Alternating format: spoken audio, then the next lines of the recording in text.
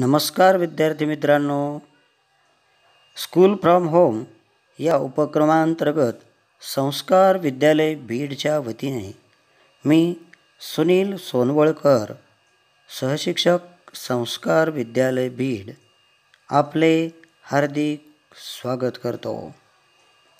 विद्यार्थी मित्रांनो, आज आपण मराठी विषयाच्या पाठ्यपुस्तकातील 9व्या पाठाचे अध्ययन करणार आहोत.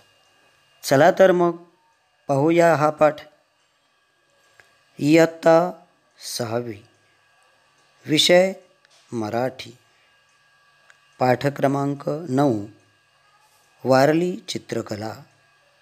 लेखक डॉक्टर गोविंद गारे.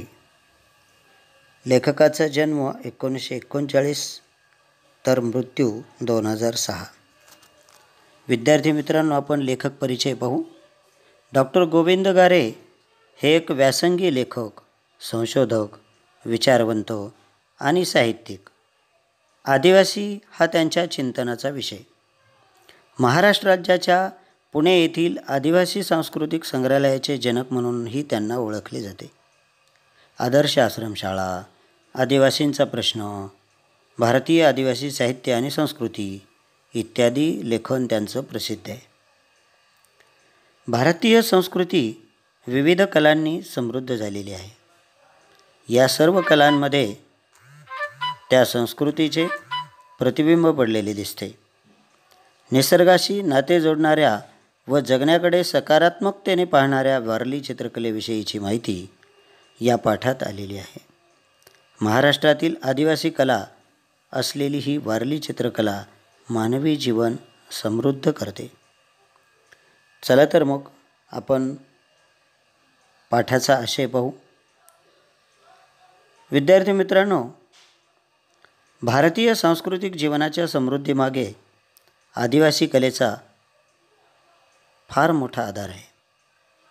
नागरी संस्कृतीच्या प्रभावापासून मुक्त, परंपरागत चालत आलेले निसर्गप्रेम, सहज उपलब्ध साहित्यातून झालेला उत्स्फूर्त आविष्कार म्हणजे आदिवासी कला, असे या कलेचं सोपं समीकरण आपल्याला म्हणता येईल. महाराष्ट्रात आदिवासी कलांचा समृद्ध असा वारसा लाभलेला आहे. त्यात वारली चित्रे, लाकडी कोरीवकाम, मुखवटे, मृणमूर्ती, धातुकाम, पाषाणमूर्ती, वाद्य, शिकारीची साधने व इतर कलात्मक वस्तू यांचा समावेश होतो. आदिवासी कलांचा हा वारसा निश्चितच वरच्या दर्जाचा आहे. आदिम कलेची मूळ बीजे वारली चित्रकलेत विकसित झालेली आपल्याला दिसतात. वारली प्रदेशामध्ये छोट्या छोट्या पाड्यांतील घराच्या कुडांवर, भिंतीवर चौकोन आणि त्रिकोणाकृतींची अनेक चित्रे काढलेली असतात. वारली चित्रकलेचा परिपोष संस्कृती, परंपरा व परिसरातील निसर्गसंपत्तीचा आधार घेऊन झालेला आहे. त्यामुळेच वारली चित्रकलेत धार्मिक विधी, लग्नविधी, दैनंदिन जीवन व लोकजीवन चितारलेले दिसते. त्यात आजूबाजूचा परिसर, परिसरातील पशुपक्षी, वृक्षवेली, नदी नाले, डोंगर, पहाड, वने, जंगले, नृत्ये, घरदार, शेतीचे हंगाम, शिवार, जत्रा इत्यादी विषयांना धरून भित्तिचित्रे रेखाटलेली दिसतात. वारली चित्रकला समजून घ्यायची झाल्यास वारली लोकांच्या छोट्या छोट्या वस्त्यांवर फिरून लोकांना बोलते करावे लागते आणि त्यांच्यातील कला आविष्काराचा शोध घ्यावा लागतो. तांदळाच्या पिठात पाणी ओतून त्या द्रवाने बांबूच्या काड्यांनी रंगवलेली पांढरी शुभ्र वारली चित्रे लहान मुलांनी काढलेल्या चित्रांसारखीच वाटतात, परंतु चित्रांचे आकार मात्र निसर्गातून प्रेरणा घेऊन तयार झालेले असतात. वारली चित्रांतील आकार व रेषा प्रमाणबद्ध नसल्या तरी वारली चित्रकारांच्या निरीक्षणाची व कल्पनाशक्तीची दाद द्यावी लागते.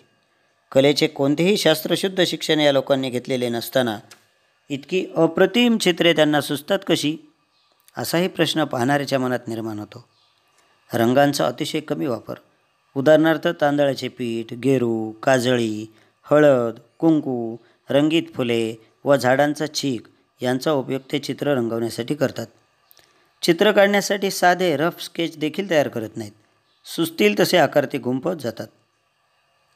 या वारली जातीचे जे लोक आपल्या महाराष्ट्रामध्ये ठाणे जिल्ह्यामध्ये आहेत, त्या वारली जमातीच्या लोकांच्या जीवनामध्ये त्यांच्या चित्रात त्रिकोण, चौकोन, वर्तुळ हे मूलभूत आकारच असतात. चित्रात जी उभी रेषा रंगवलेली असते ती आपले शरीर. त्यांच्या चित्रातील झाडे पहा. वारली चित्रकला ही झाडे रंगवताना नेहमीच खालून वर म्हणजे मुळाकडून वर शेंड्यापर्यंत रंगवतो. अगदी सहजपणे त्यातून झाड वर उगवण्याची भावना प्रकट होते.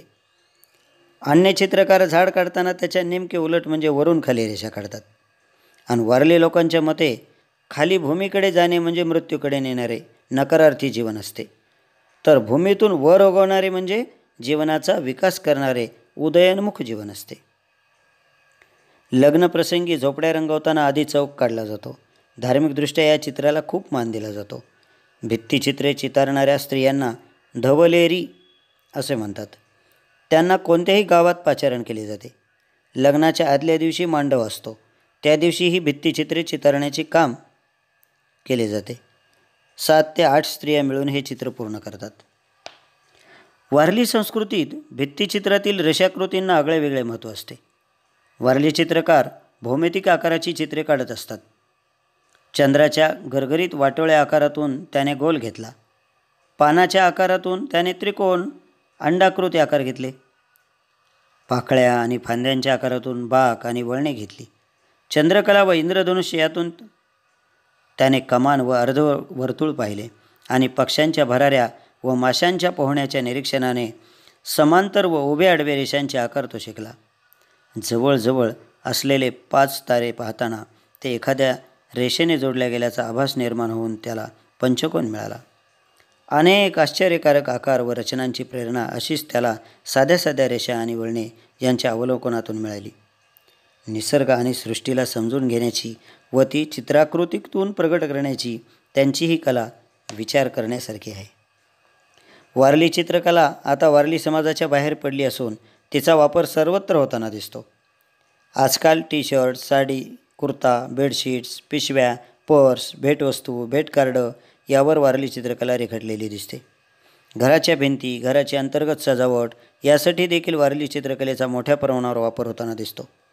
वारली चित्रकलेमुळे महाराष्ट्राची मोहोर देशभरातच नव्हे तर परदेशातही उमटली आहे. अशी ही आपली वारली चित्रकला. विद्यार्थी मित्रांनो, या वारली चित्रकलेला आता जगामध्ये खूप मान्यता मिळालेली. ती कला केवळ आता ठाणे जिल्ह्याच्या वारली जमातीपुरती मर्यादित राहिलेली नसून अख्ख्या महाराष्ट्र आणि भारतभर नव्हे तर भारताबाहेर असलेले सर्व आपले बांधव यांच्यापर्यंत ती कला जाऊन पोचलेली. आज वारली चित्रकला घराघरामध्ये जाऊन पोचली आहे. अशी ही वारली चित्रकला कशी आहे ते आपण सर्वांनी आज जाणून घेतले. विद्यार्थी मित्रांनो, या पाठात काही नवीन शब्द आलेत ते आता आपण पाहू. पहिला शब्द आहे वारली. तुम्हाला वारली म्हणजे काय नेमका प्रश्न पडला असेल. वारली म्हणजे एक आदिवासी जमात. वारली जमातीचा एक पाडा असतो. पाडा म्हणजे काय? पाडा म्हणजे आदिवासी वाडी किंवा वस्ती. गेरू हा एक नवीन शब्द या ठिकाणी आलेला आहे. गेरू. गेरू म्हणजे एक प्रकारचा मातट रंग. काजळी. काजळी या शब्दाचा नेमका अर्थ दिव्याभोवती जमणारे काजळ. आणखी पुढचा शब्द या पाठात आलेला आहे चौक. चौक म्हणजे 4 रस्ते एकत्र येतात ते ठिकाण. धवलेरी असा एक शब्द या पाठामध्ये आला आहे. धवलेरी म्हणजे काय? तर धवलेरी म्हणजे भित्तिचित्रे काढणाऱ्या स्त्रिया. कमान. कमान म्हणजे अर्धवर्तुळ रेषा. मृणमूर्ती. मृणमूर्ती म्हणजे मातीच्या मूर्ती. त्यानंतर पुढचा शब्द आहे पाषाणमूर्ती. पाषाणमूर्ती म्हणजे दगडाच्या मूर्ती. भित्तिचित्रे म्हणजे भिंतीवर रंगवलेली चित्रे किंवा भिंतीवरील चित्रे. अवलोकन, निरीक्षण. आणि आणखी एक नवीन शब्द या पाठामध्ये आला आहे तो म्हणजे अंतर्गत. अंतर्गत म्हणजे आतली बाजू. समजलं ना विद्यार्थी मित्रांनो? चला तर मग आपण या पाठातील काही प्रश्न पाहू. या पाठामध्ये काही प्रश्न आलेले आहेत. 2-3 वाक्यात उत्तरे लिहा. त्यामध्ये पहिला प्रश्न आहे, महाराष्ट्रातील आदिवासी कलांचा समृद्ध वारसा कशाकशातून दिसून येतो? त्याचं उत्तर आहे, महाराष्ट्रातील आदिवासी कलांचा वारसा समृद्ध व उच्च दर्जाचा आहे. हा वारसा वारली चित्रे, लाकडी कोरीवकाम, मुखवटे, मातीच्या मूर्ती, पाषाण मूर्ती, धातुकाम, वाद्य, शिकारीची साधने व इतर कलात्मक वस्तूंमध्ये दिसून येतो. पुढचा प्रश्न आहे, आदिवासी लोक चित्रे काढताना कोणकोणत्या साहित्याचा वापर करतात? उत्तर, आदिवासी लोक चित्रे काढताना रंगांचा अतिशय कमी वापर करतात. तांदळाचे पीठ, गेरू म्हणजेच आपण ज्याला काव म्हणतो, काजळी, हळद, कुंकू, रंगीत फुले व झाडांचं चीक या साहित्याचा वापर ते चित्रे काढताना करत असतात. पुढचा प्रश्न आहे, वारली चित्रकार झाडे कशी रंगवतात? उत्तर, वारली चित्रकार झाडे रंगवताना नेहमीच ती मुळाकडून वर शेंड्यापर्यंत रंगवतात. त्यातून सहजपणे झाड वर उगवण्याची भावना प्रगट होते. जीवनाचा विकास करणारे उदयोन्मुख जीवन ते रंगवतात. पुढचा प्रश्न आहे, वारली चित्रकाराने पाकळ्या व फांद्यांच्या आकारातून काय घेतले? उत्तर, वारली चित्रकाराने पाकळ्यांच्या आकारातून रेषांचा बाग घेतला. फांद्यांच्या आकारातून त्याने रेषांची वळणे घेतली. आणखी एक प्रश्न आहे, वारली चित्रकला समजून घेण्यासाठी काय करावे लागते? उत्तर, वारली चित्रकला समजून घेण्यासाठी वारली लोकांच्या छोट्या छोट्या वस्त्यात फिरावे लागते. तिथल्या लोकांना बोलते करावे लागते. त्यांच्यातील कलाविष्कारांचा शोध घ्यावा लागतो. तिथला निसर्ग बारकाईने निहाळावा लागतो. विद्यार्थी मित्रांनो, या पाठामध्ये वारली चित्रकार कोणत्या रंगातून आकारातून कोणत्या रेषा घेतात ते पहा. चंद्रांच्या आकारातून गोल आकार, पानांच्या आकारातून त्रिकोण व अंडाकृती, चंद्रकलेच्या आकारातून कमान, इंद्रधनुष्याच्या आकारातून अर्धवर्तुळ, पक्ष्यांच्या भराऱ्यातून समांतर आणि माशांच्या पोहण्यातून उभ्या आडव्या रेषा. समजलं ना? आता पुढे पहा. वारली कला आता वारली समाजाच्या बाहेर पडली आहे असे लेखकाने का म्हटले असेल? उत्तर, वारली कलेचा सर्व ठिकाणी वापर होताना दिसतो. T shirt, sari, kurta, bedsheet, पिशव्या, पर्स, भेटवस्तू, भेटकार्ड यावर वारली चित्रकला हल्ली रेखाटली जाते. या वस्तूंना सर्वत्र मागणी आहे. तसेच घराच्या भिंती व आतली सजावट यासाठीही वारली चित्रकलेचा मोठ्या प्रमाणावर वापर होताना दिसतो. वारली चित्रकला आता परदेशातही प्रसिद्ध पावली आहे. या सर्व कारणांमुळे वारली कला आता वारली समाजाच्या बाहेर पडली आहे असे लेखक म्हणतात. विद्यार्थी मित्रांनो, या पाठात आलेल्या काही शब्दांचे विरुद्धार्थी शब्द आपण पाहू. पहिला शब्द आहे नागरी, त्याचा विरुद्धार्थी शब्द आहे ग्रामीण. दुसरा शब्द आहे आधार, त्याचा विरुद्धार्थी शब्द आहे निराधार. पुढचा शब्द आहे आदिम, त्याचा विरुद्धार्थी शब्द आहे अंतिम. पुढचा शब्द आहे उदय, त्याचा विरुद्धार्थी शब्द आहे अस्त. पुढचा शब्द आहे पांढरे शुभ्र, त्याचा विरुद्धार्थी शब्द आहे काळे कुट्ट. पुढचा शब्द आहे मूळ, त्याचा विरुद्धार्थी शब्द आहे शेंडा. समजलं विद्यार्थी मित्रांनो? तर आज आपण वारली चित्रकला याविषयी माहिती पाहिली आहे. तुम्ही सर्वांनी वारली चित्रकलेविषयी आणखी विशेष जास्त माहिती आपल्याला वर्तमानपत्रे, मासिके ज्यामधून मिळेल ती मिळवायची आहेत आणि सर्वांनी एक सुंदर असं भेट कार्ड तयार करायचे आणि त्यावर तुम्हाला सुचेल तसं परंतु एक वारली सुंदर असं चित्र रंगवायचं आहे आणि ते भेट कार्ड जेव्हा शाळा सुरू होईल तेव्हा शाळेमध्ये आल्यानंतर दाखवायचं आहे. तर चला मग विद्यार्थी मित्रांनो, आवडला पाठ? ठीक आहे, धन्यवाद. पुन्हा भेटूया पुढच्या पाठाच्या वेळी आणि पाठाचं अभ्यास चालू ठेवा.